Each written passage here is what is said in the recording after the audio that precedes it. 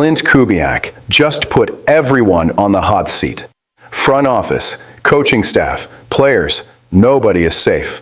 And at the exact same time, we find out this team is hitting the field in 2026 with one of the youngest average rosters in the entire NFL.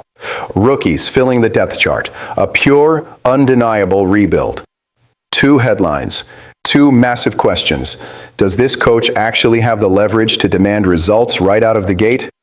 And can a team this young survive a learning curve season without becoming a laughingstock? Buckle up and smash that like button because today was crazy. All right, let's cut right to the chase. Klint Kubiak opened his mouth and said point blank that the Raiders have zero excuses. His exact words were, "We have the best facilities, the best stadium.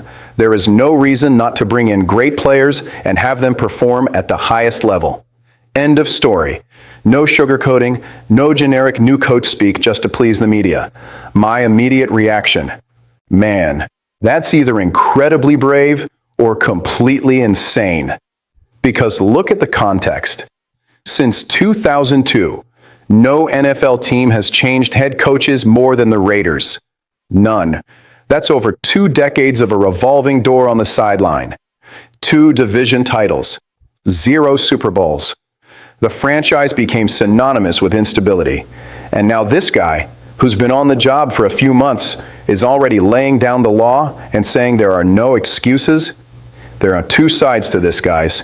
The upside, this is exactly what Raider Nation needed to hear. Enough with the coaches coming in begging for patience, asking for time, pleading to trust the process.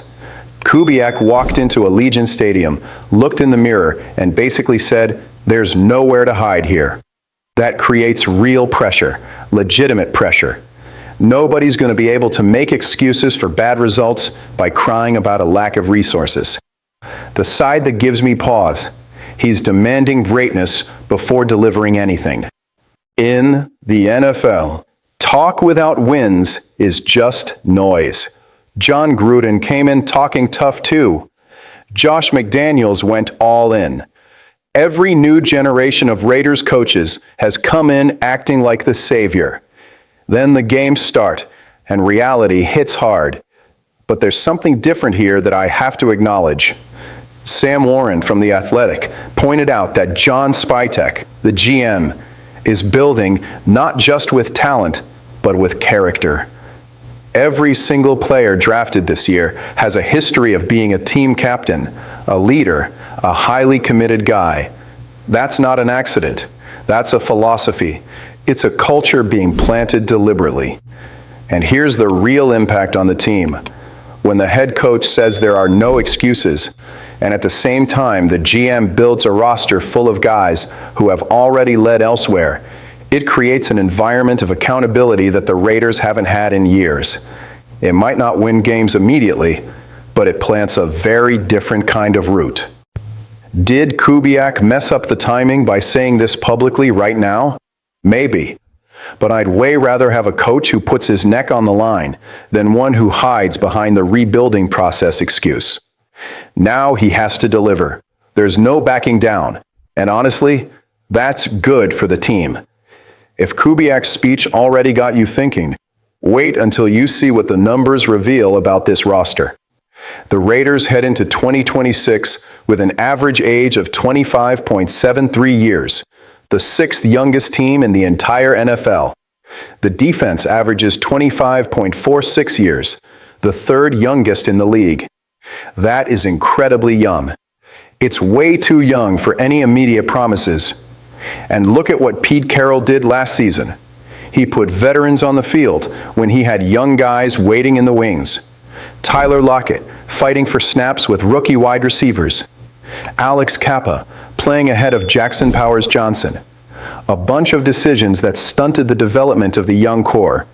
The result? Tied for the worst record in the NFL in 2025. There is no bigger failure than that. Now Spytek has completely flipped the script. Aside from 2 strategic veterans, Kirk Cousins mentoring Mendoza, and Taron Johnson in the slot, the roster is almost entirely made up of young guys with massive upside. Tyler Linderbaum, Kwity Paye, Quay Walker, Nakobe Dean, Jalen Naylor, plus 10 more guys coming out of the draft.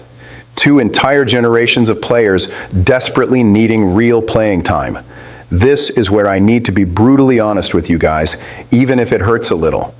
This team is not fighting for a playoff spot in 2026. They're just not. It would be dishonest of me to say otherwise. The offensive line is still adjusting. Mendoza is going to make mistakes because every first-year quarterback makes mistakes. And this young defense is going to give up touchdowns in situations that a veteran would handle in their sleep. But so what? What really excites me is this. When you have a roster this young, every loss turns into a lesson that stays within the system.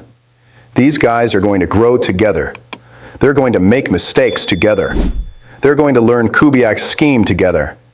And 2-3 years from now, when this group reaches maturity, it's going to be a completely different story. Ian Hartitz posted the roster age data for the NFL, and what became crystal clear is that the Raiders aren't just trying to look competitive, they are actually building. No more faking a rebuild. The rebuild is the plan, and that is the most important point.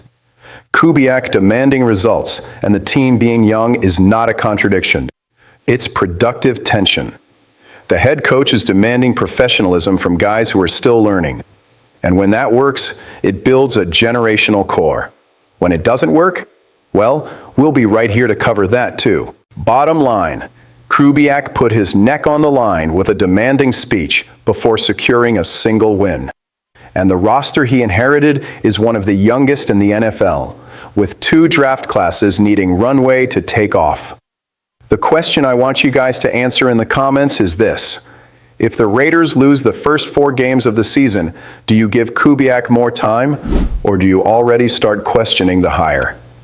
Drop a comment down below. I'll see you in the next one.